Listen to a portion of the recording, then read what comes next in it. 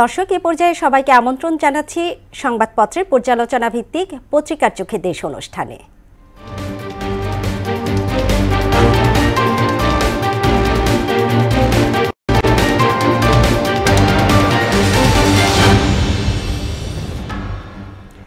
দর্শক, অনুষ্ঠানে আজকের অতিথি মোহনা টেলিভিশনের বার্তা সম্পাদক সুমন মুস্তাফিজ। সুমন, পত্রিকার চোখে দেশ অনুষ্ঠানে আপনাকে স্বাগত এবং সেই সাথে ঈদ মোবারক। ঈদ মোবারক। আমাদের তো পত্রিকা অফিসগুলো বন্ধ, তো আমরা চলুন আজকের যে খবরের শিরোনামগুলো সেগুলো নিয়ে আলোচনা করি। নিশ্চয়ই। আমাদের একটা শিরোনাম ছিল এরকম যে আপনার এখনো নারীর টানে মানুষ বাড়ি ফিরছে এবং আজ পবিত্র ঈদ উল ফিতর। কেমন মনে হচ্ছে এবছরের ঈদ উদযাপন কেমন হবে? ধন্যবাদ আপনাকে।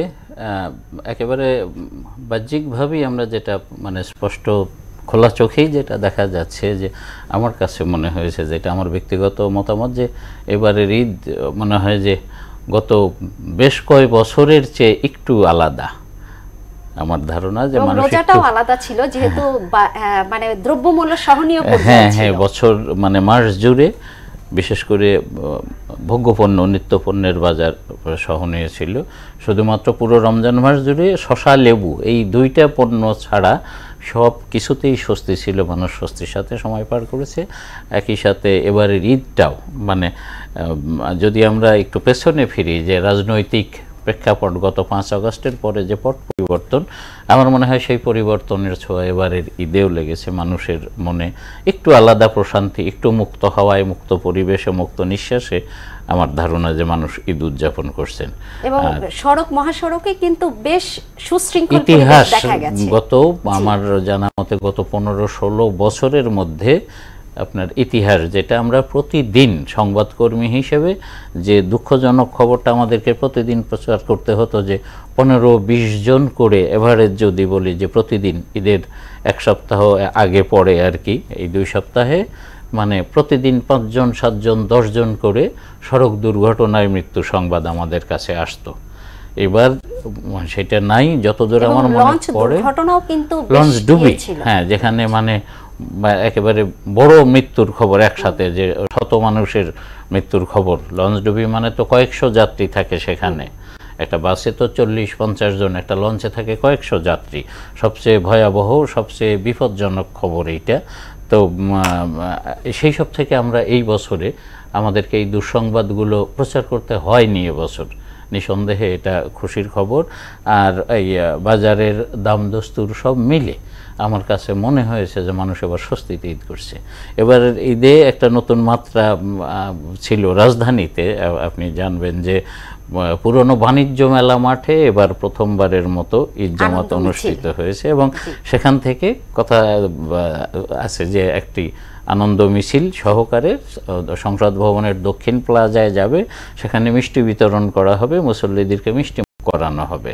তো এগুলোই নিঃসন্দেহে ঈদে নতুন মাত্রা যোগ করে। এবং আমরা এখন পর্যন্ত সারা দেশের ঈদ উদযাপনের যে চিত্র আমরা পাচ্ছি, তাতে সারা দেশে মানুষ শান্তিতে, স্বস্তিতে, তৃপ্তিতে ঈদ উদযাপন করছেন। আমরা চাইব যে এই ধারাটা অব্যাহত থাকুক।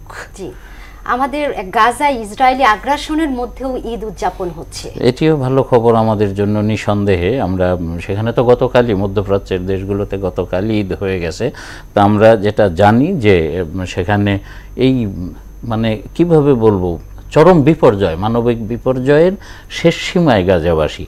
তার মধ্য থেকেও তারা ধর্মীয় উৎসব হিসেবে হয়তোবা দিনটিকে নিজেদের মতো করে উদযাপন করার চেষ্টা করছেন। সেখানে শিশুরা তাদের মতো করে আনন্দ উৎসব করছে সামর্থ্য অনুসারে। ওখানে আপনি জানেন যে মানুষের বেঁচে থাকার জন্য যে খাবার, পানীয়, ঔষধপত্র, যে জিনিসগুলো দরকার, সেই জিনিসগুলোর যোগানও কিন্তু নাই। হ্যাঁ, নৃশংস বাহিনী, শিশুদের ব্যাপক মানবিক বিপর্যয় আছে। হ্যাঁ, তো এর মধ্যেও সেখানে ত্রাণ ঢুকতে দেওয়া হচ্ছে না, ইচ্ছাকৃতভাবে ত্রাণে বাধা দেওয়া হচ্ছে যাতে মানুষ না খেয়েই মারা যায়। তাদেরকে গুলি করে, বোম ব্লাস্ট করে মারতে হবে না, যাতে না খেয়েই মারা যায়। তো এর মধ্যে থেকেও তারা তাদের সামর্থ্য, অল্প সামর্থ্য নিয়ে যেভাবে ঈদ উদযাপন করছে, সেটি এক কথায় যদি বলি আমাদেরকে উৎসাহিত করে এবং মুসলিম বিশ্বকে এটি উৎসাহিত করে আর কি। ভালো খবর নিঃসন্দেহে। আচ্ছা, আমাদের যে কিছুদিন আগে মিয়ানমার এবং থাইল্যান্ডে ব্যাপক ভূমিকম্প, এবং সেখানে আমরা দেখলাম অনেক ক্ষয়ক্ষতি।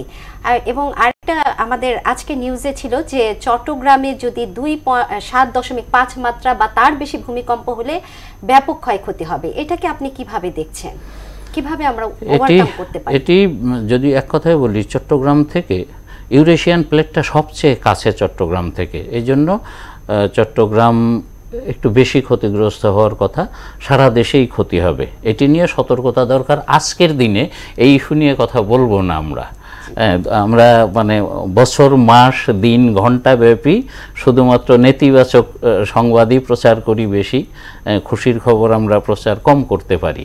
তো এক কথায় যদি বলি যে এটি নিয়ে আমাদের সতর্ক হওয়ার সময় এসেছে, বিশেষ করে রাজধানী ঢাকার জন্য, ঢাকা এবং চট্টগ্রাম এই বড় দুই শহরের জন্য অতি অতি জরুরি সতর্কতামূলক ভূমিকম্প সহনীয় স্থাপনা থেকে শুরু করে ভূমিকম্পের যে নির্দেশনাগুলো, এগুলো মেনে চলা।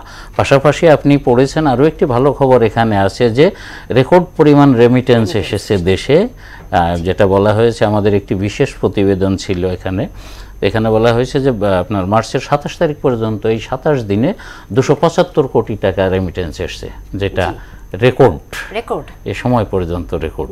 তো আমরা চাইবো যে এই ধারাটা অব্যাহত থাকবে। জি, সুমন, অনেক অনেক ধন্যবাদ আমাদের স্টুডিওতে উপস্থিত থাকার জন্য। সেই সাথে আপনাকে আবারও ঈদের শুভেচ্ছা। ঈদ মোবারক।